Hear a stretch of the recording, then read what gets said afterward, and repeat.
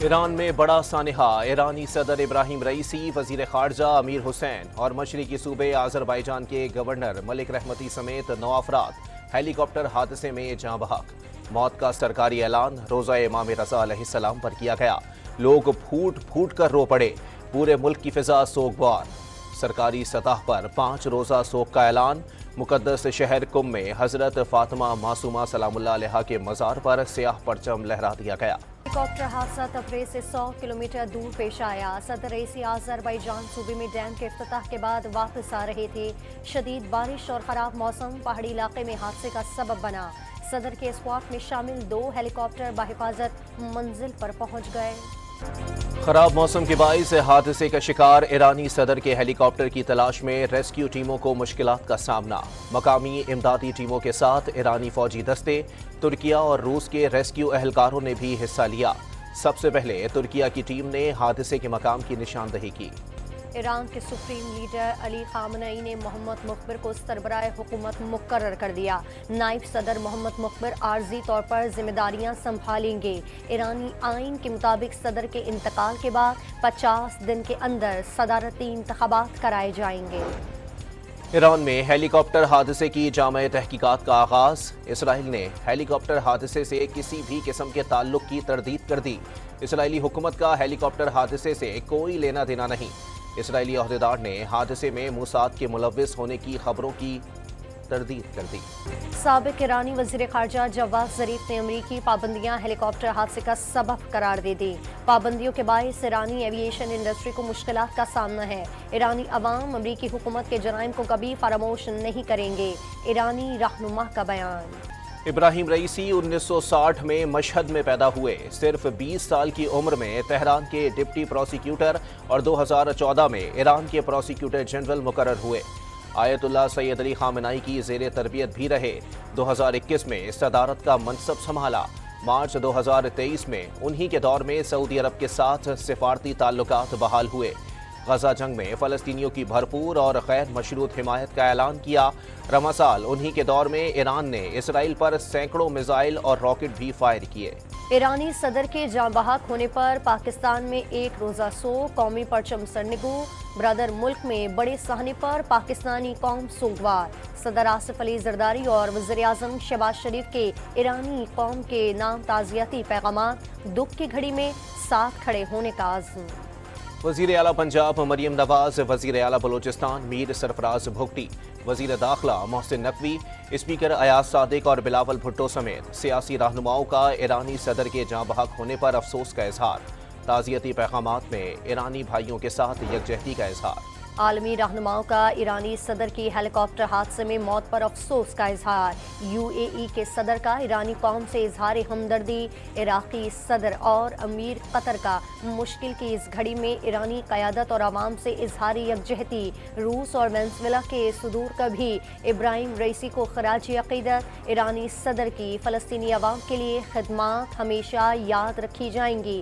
Hamas قیادت کا بھی اظہار عقیدت۔ صدر ابراہیم رئیسی نے اپریل میں پاکستان کا 3 روزہ دورہ کیا تھا۔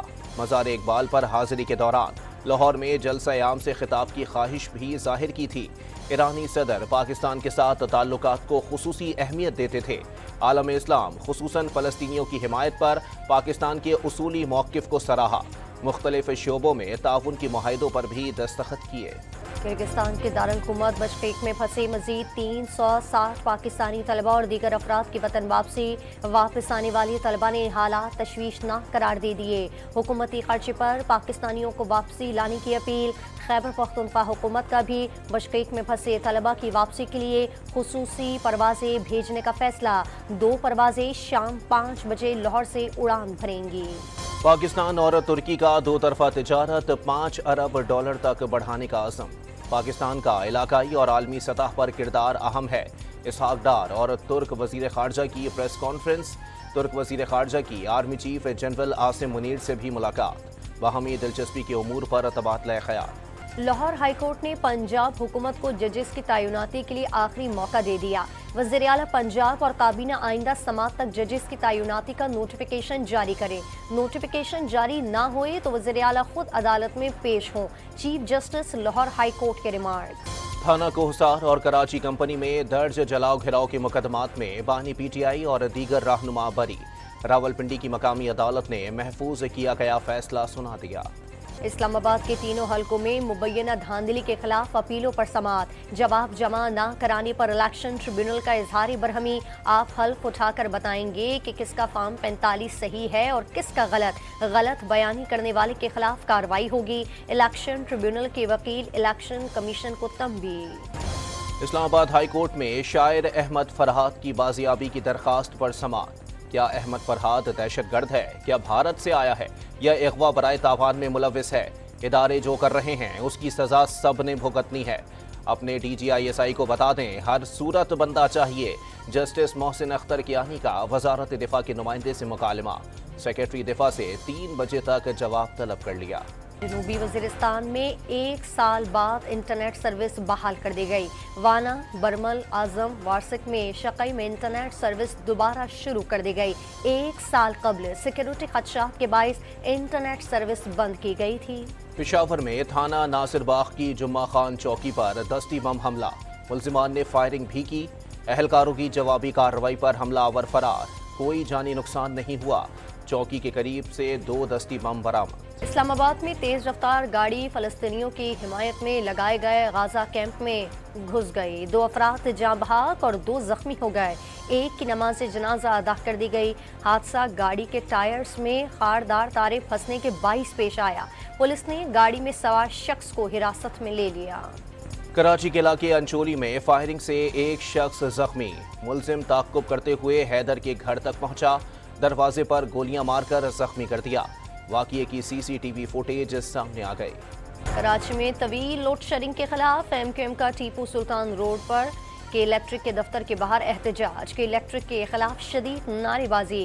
खवातीन कारकुनान ने भी मुजाहरे में शिरकत की। एहतजाज के बायस से ट्रैफिक की रवानी मुतासर हो गई। पाकिस्तान और IMF के दरमियान पॉलिसी सतह के मुज़ाकरात आज होंगे। आइंदा के लिए शराइत और अहदाफ तय किए जाएंगे।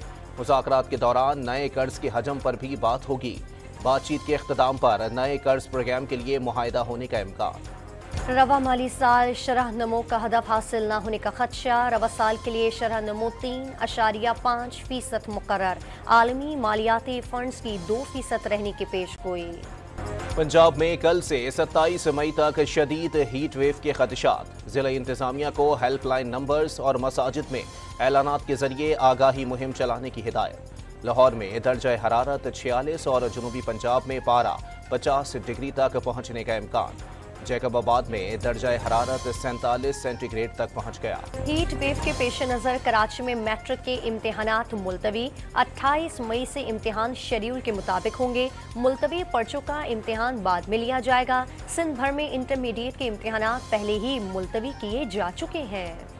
कराची में मैट्रिक इम्तिहानात के दौरान पर्चा आउट होने का सिलसिला बरकरार। 10वीं जमात का फिजिक्स का पर्चा इम्तिहान शुरू होने से पहले ही सोशल मीडिया पर वायरल। नकल माफिया ने हलशुदा पर्चा व्हाट्सएप ग्रुप पर जारी कर दिया। पाक अफगान तुर्खम बॉर्डर पैदल आमदोरफ्त के लिए खोल दिया गया। मरीजों, मुसाफिरों और आम लोगों को पासपोर्ट और वीजे पर आने जाने की इजाजत। इसराइली फौज की गजा में बमबारी से मजीद 70 फलस्तीनी शहीद। अल-ऊदा अस्पताल में पीने का पानी खत्म हो गया। इसराइली वजीर आजम ने हमास से मुज़ाकरात की पेशकश फिर मुस्तरद कर दी। जापान का इसराइली जारहत पर आलमी सतह पर तहकीकात का मुतालबा। सऊदी फरमारवा सलमान बिन अब्दुल अजीज फेफड़ों की सोजिश में मुब्तला हो गए। जद्दा के अस्सलाम पैलेस में इलाज कराएंगे। तिब्बी टीम ने एंटीबायोटिक्स के कोर्स पर मुश्तमिल इलाज तजवीज़ कर दिया। वली अहद मोहम्मद बिन सलमान ने जापान का दौरा मनसूख कर दिया। और भारतीय क्रिकेट टीम के कप्तान पाकिस्तानी शायकीन के मद्दाह निकले। जहां भी क्रिकेट खेलते हैं पाकिस्तानी फैंस की तरफ से बहुत प्यार और इज्जत मिलती है। खुशी होती है जब फैंस आपकी इस तरह तारीफ करते हैं। रोहित शर्मा की गुफ्तगू।